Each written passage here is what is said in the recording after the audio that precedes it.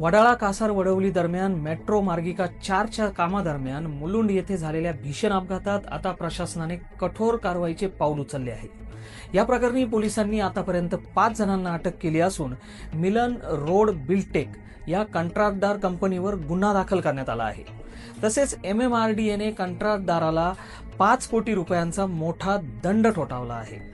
शनिवारी 14 फेब्रुवारी रोजी दुपारी 12:15च्या सुमारास मुलुंड पश्चिम येथील LBS रोडवर मेट्रोच्या सुरक्षा कठाड्याचा भाग कोसळला। या दुर्घटनेत एका नागरिकाचा मृत्यू झाला असून तिघे गंभीर जखमी झाले आहेत। या घटनेची दखल घेत उपमुख्यमंत्री एकनाथ शिंदे यांनी कार्यकारी अभियंता सत्यजित साळवे यांना तत्काळ निलंबित करण्याचे निर्देश दिले आहेत। पोलीस चौकशीत या अपघाताचे धक्कादायक कारण समोर आले आहे। अटक करण्यात आलेल्या आरोपींनी दिलेल्या माहितीनुसार वेल्डिंग लेबरने चुकीच्या पद्धतीने वेल्डिंग कट केल्यामुळे हा अपघात घडला।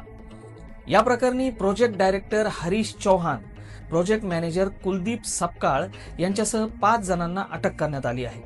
मात्र घटनेच्या वेळी उपस्थित असलेल्या कन्सल्टन्सी अधिकारी साई सुरेश आणि वेल्डर राम आशिष हे दोघेही सध्या फरार असून पोलीस त्यांचा शोध घेत आहेत।